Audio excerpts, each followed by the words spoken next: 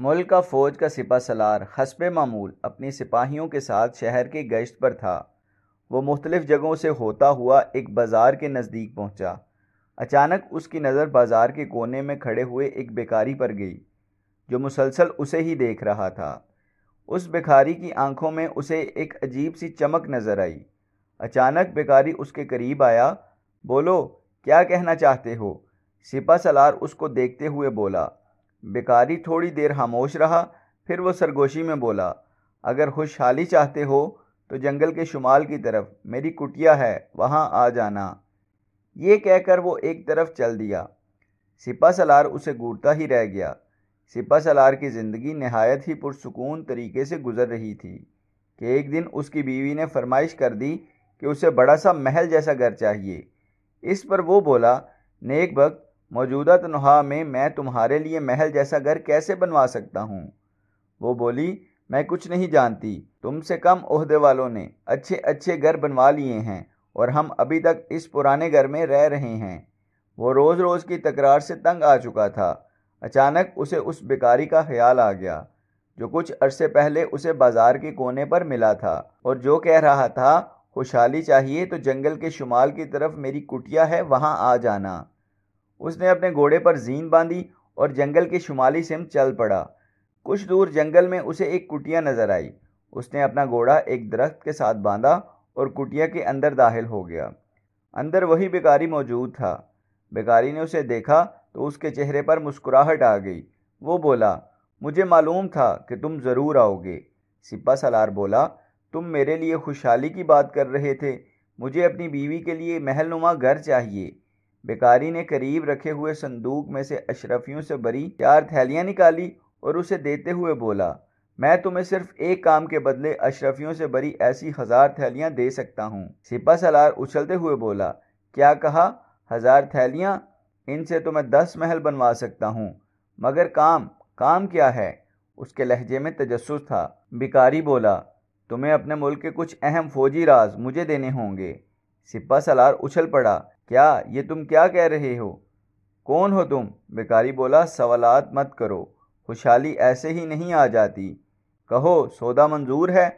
سپہ سالار کافی دیر تک سوچتا رہا، آخر اس نے رضامندی میں سر ہلا دیا اور دوسرے دن کچھ اہم راز بھکاری کے حوالے کر دیے۔ اس نے اپنے ضمیر کا سودا تو کر لیا تھا، مگر وہ بے چینی محسوس کر رہا تھا۔ کچھ دنوں سے وہ ایک ہی قسم کا خواب دیکھ رہا تھا۔ نہ جانے کیوں اس نے خواب کی تعبیر خود ہی سوچ لی کہ وہ مرنے والا ہے۔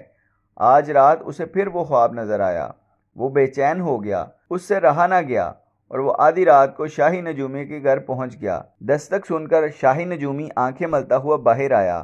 آپ نے اتنی رات کو اپنے دروازے پر سپہ سالار کو دیکھا تو وہ چونک اٹھا، خیریت تو ہے؟ آپ اتنی رات کو میرے دروازے پر؟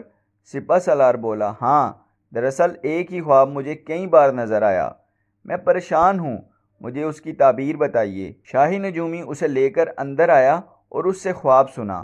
خواب سننے کے بعد وہ بولا، اس کی تعبیر یہ ہے کہ اب آپ صرف 3 دن تک آسمان دیکھ پائیں گے، اس کے بعد بس آگے ہم جانتے ہیں، ہمیں بس آپ کی تصدیق درکار تھی، سو وہ حاصل ہوئی۔ ہم معافی چاہتے ہیں کہ اتنی رات میں آپ کو ناحق تکلیف دی۔ یہ کہہ کر وہ فوراً باہر کی طرف چل دیا۔ شاہی نجومی اسے ہکا بکا جاتا ہوا دیکھتا رہ گیا۔ صبح سویرے ہی سپہ سالار محل روانہ ہوا۔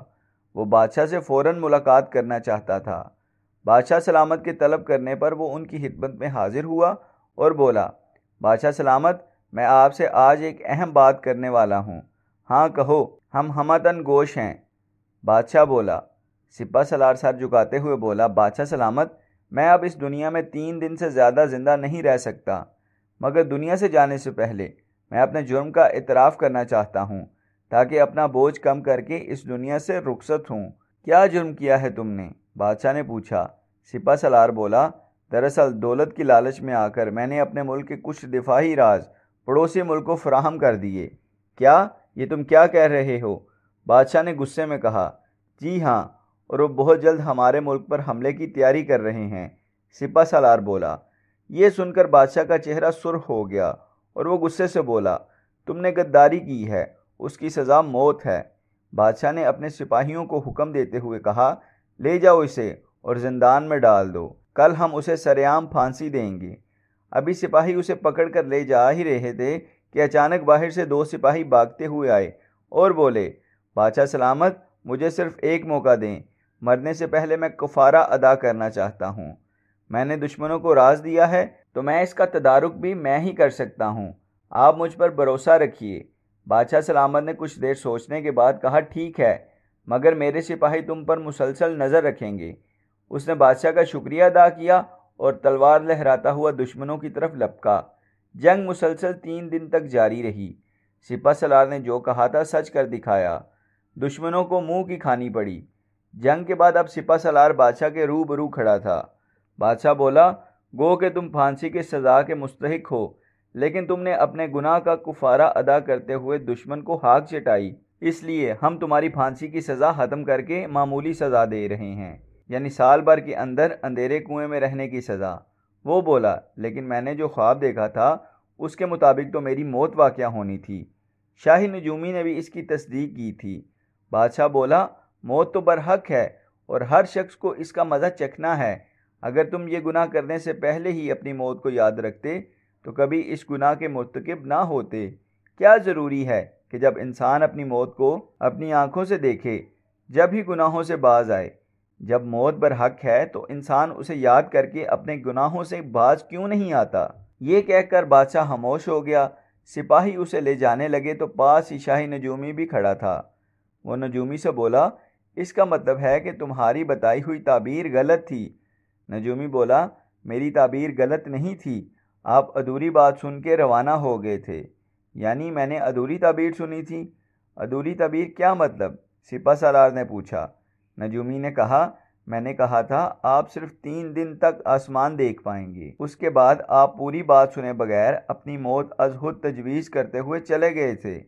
پوری تعبیر یہ تھی کہ آپ 3 دن تک سورج دیکھ سکو گے، اس کے بعد آپ بہت دنوں تک ایک ایسی جگہ رہیں گے جہاں سے آپ کو سورج نہیں